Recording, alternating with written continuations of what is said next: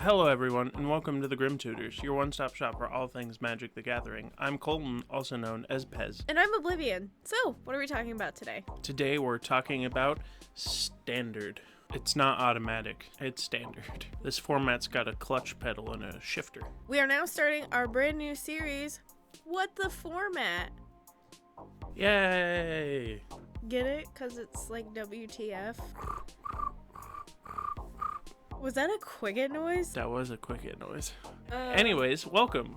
We hope you enjoy today's show where we go in a little in depth into what Standard is, how to play Standard, where you can play Standard, what is Standard. We're also going to be talking about the decks that we've built to play against each other in our upcoming gameplay episodes. Rev up those fryers, let's talk about Standard. So, Miss Oblivion, what is Standard? Standard is a 60-card format with a 15-card sideboard that utilizes sets from the last 3 years that rotate out every fall. So every year, as Magic sets are released, they get added to the Standard pool of sets that you can play in Standard. Then every fall, they will rotate out the last 4 sets. So the 4 oldest sets will rotate out. And you can no longer play those, right? That's what that means. Right, so they will no longer be legal in Standard. Standard is a format that's going to change the most because it's only going to be a limited number of sets that are legal for you to choose cards from to play. So the decks are ever rotating kind of thing. This rotation schedule has actually just changed recently, as things used to drop off every 2 years, was it? Yeah, I believe it was 2 years. And it was only like the 3 oldest sets or something. So it is a little bit different, but we're going off of the rules as they are right now. Normally, Standard is played in a best of 3. So your entire set of 3 games is a round. Then each game individually is a match. So sometimes if you win the first 2, then you don't have to play your third one because You already won 2 of them. big W's, my friend. As with all other 2-player formats, the person who takes their turn first will not draw a card, and you will start with 20 life. As of today, November 4th, which is the day that we're recording this set. Today is November 4th. It is voting day. It's not. So as of today, there are 14 sets that are legal in Standard. 14? 14. Good gracious. So starting from oldest to newest, we have Innistrad Midnight Hunt, Innistrad Crimson Vow, Kamigawa Neon Dynasty, Oh, Streets of New Capenna. Dominaria United, The Brothers War. Phyrexia All Will Be One, March of the Machines. March of the Machines Part 2 Electric Boogaloo The Aftermath, And Wilds of Eldraine. So these are all of the sets that are currently, as of today, right now, legal in Standard. So these are the sets that we have used to build the decks that we'll be playing. So come next fall, the 4 oldest sets, which are the 2 Innistrads, Kamigawa, and Streets of New Capenna, will rotate out. As with every format, they do have their own banned and restricted list of cards that you cannot play and that are banned. These are cards that were deemed a little too good, or they were being seen in every single deck kind of thing. The banned and restricted announcements come out, I believe they've started to do it every month, where the rules committee will take a look at the health of all of the formats and make decisions based on what they've seen. They always have explanations as to cards that maybe they're looking at, maybe they're not. Sometimes they ban, sometimes they unban. But the thing that is specific about the Standard ban list is that because there's a limited card pool and you can only play cards from certain sets, your banned and restricted list is always going to look different because those sets are going to eventually rotate out and then they won't be on the banned and restricted list anymore. Because they won't be legal in Standard anymore. It's important to mention too, as we start to talk about formats and we start to talk about things that are banned and restricted, that we all remember, because this is something that I had trouble with, the banned and restricted list for each format is different. So there are cards that are banned in one format that may not be banned in another. So we highly encourage you to go to magic.wizards.com, take a look at whatever format it is that you're wanting to play play, they have everything spliced out per format. You can also just take a look at the banned and restricted list as a whole, and it will splice it out for you. Or if you use Scryfall to look up a card, it will tell you if it's banned or restricted or just not legal in a format. So we have 4 cards right now that are banned in standard, which are the Meat Hook Massacre, Fable of the Mirror Breaker, Invoke Despair, and Reckoner Bankbuster. So these are cards that are in the sets that are legal, but the cards themselves are banned, so we cannot use them to make a deck. So you have 3 different options of ways that you can play standard. So the first being in-person tabletop with cards. At your LGS, preferably. Support your local game store. So you can always sleeve up a deck and go play and hang out at your local game store. There's always standard tournaments that allow you to be able to play the game. As with most Wizards sanctioned tournaments, you do have to own all the cards that you're playing. Just keep that in mind if you're wanting to go and play like a standard 10K or something like that. If you're interested in playing a tournament or an RCQ, which is a regional championship qualifier, make sure that you either talk to the local game store or check out information about the tournament or RCQ. If they do allow any proxies or any temporary cards, sometimes they do, sometimes they don't, but it's just easiest to kind of go in with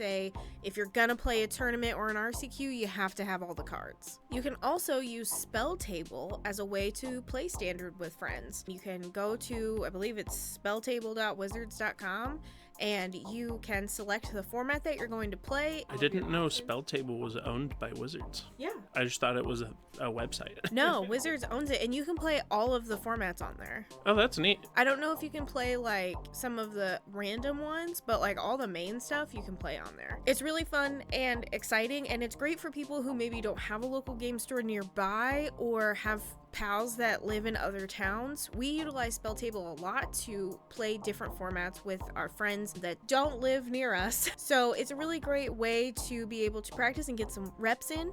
You don't even need a webcam. You can actually use your phone to play Spell Table if you'd like. You can play on Moxfield.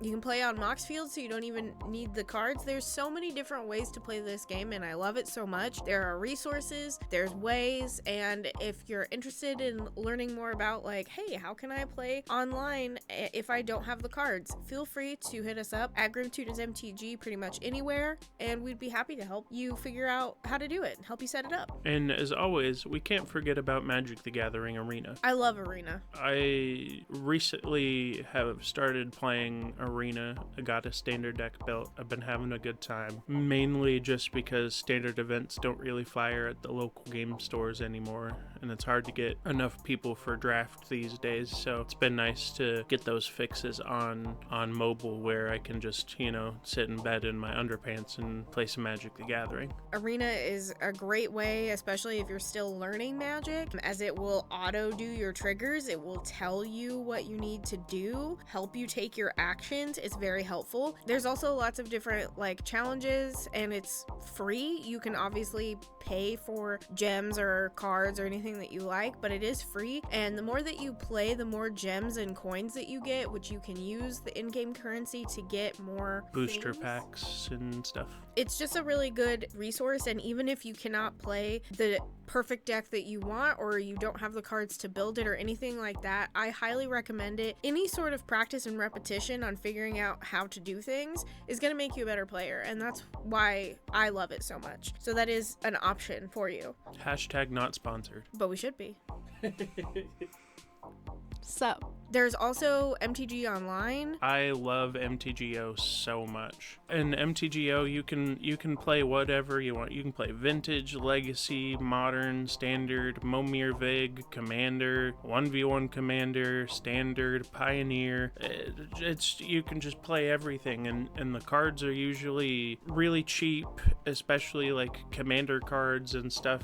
Of course, you're still gonna run into cards being expensive and whatnot. It has events that you can pay real money to buy event tickets and play. It's very fun. Some of the cards you get to keep, some of them you don't, but it's all about that practice and repetition. And I will say that at least when I joined a couple months ago, they do give you new player points that allow you to join like certain leagues and certain practice games where they give you cards. You don't get to keep them, but it lets you practice and get those reps in. There is a bit of a learning curve. It definitely looks like it came out in 1997. It came out in 2002. It is a little more structured, but both are good. Play Magic however you can, whenever you can, wherever you can. We are huge proponents of the more you play, the better you get, and the more ways that you can play and the more diverse things that you can play, the better of a player you'll be. I love Magic the Gathering. God damn it, I love Magic. As with all games that involve a sideboard, you will play your first match with your deck the way that it is, and it's after your first match that you are allowed to access your sideboard. So just keep that in mind. You can't bring in other things until your second match. Your sideboard is 15 cards, can be less, but cannot be more. Should we tell them what we decided to build? So in our gameplay series, I'm going to be playing Golgari midrange, just kind of, looking to play some kill spells, play good removal, draw cards, sit in that late game area and kind of kill whatever you're doing, and I'm gonna play some big beefy boys, and I'm gonna smack you. I'm going to playing a deck that I made called Esper Serving Counters. It is an Esper deck that is going to allow me to do hopefully all the things that I want. Is it a little control-y? It's a little control-y. Little mid-rangey. A little mid-rangey. It's a little a little stinky. I wouldn't say that. It's more I want to draw cards and smack you in the face with a big ass bird. Squaw. How did you come up with this deck? I utilize a wonderful resource called MTG Goldfish. So I go and look on MTG Goldfish and I click on the standard tab. I try to find a deck that suits my playstyle. I love Abzan and Jund. I'm 1-for-1 and stuff. I'm playing a big creature. You're a big tempo guy. Yeah. You're gonna argue with me, but what you're describing is how we describe tempo to the people. I'm playing my Liliana of the Veils because that card's playable in this format. I go on MTG Goldfish, I go and find the deck that I think that I would have the most fun with, and I play that. And that's an okay thing to do. You can go online and play other people's deck lists. You can come up with your own brew. Doing that's really fun. I just didn't do that because the deck that I would have the most fun with was already made, so I just chose that one. What are you playing, babe? Well, what I did is I also went to MTG Goldfish just to kind of see what was out there. I am usually a fan of building my own stuff, even though sometimes my decks aren't very good, but I like building my own thing because I feel like it helps me understand what I'm supposed to do better and helps me figure out like my game actions even if I tweak it just a little bit. So I had found an Esper, I think it was like an Esper mid-range deck, and there were some cards in there that I didn't feel like jived with each other. So I took out like a bulk of them, and I kind of messed with some of the removal and the sideboard. So it's definitely not like my own quote unquote. But you put a little basil in that soup. Yeah, I definitely took it and I sprinkled it more for what I am, in my opinion, good at playing or piloting. I would say good at piloting, not necessarily good at playing, but when I'm better at piloting, the things that I thought made more sense, and just cards that I like to play and was excited to try. Are you ready to get into some gameplay? I'm so ready. Watch out for that video. It'll be coming real soon. Thanks so much for watching. If you'd like to support us, you can do so at patreon.com/thegrimtutors, and you can also follow us on pretty much all the social medias. We are on all of the social medias at Grim Tutors MTG. No Facebook. Please like, subscribe, leave a comment. Thanks so much for watching. We'll see you next time. Bye.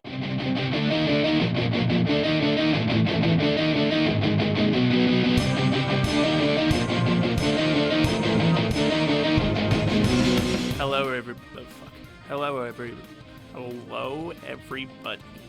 everybody. My name is Mark Fire. God damn it.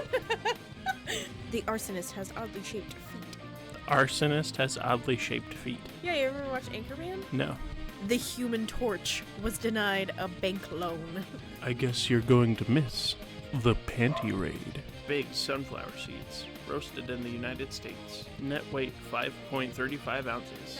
My favorite episode of Bob Burger is when they go and find the woolly noctars. The little brew mushrooms. Him and Gene go and find the foraging episode. Yeah, the foraging episode. We have a little fun here on this show. Hello, everybody. My job here is done.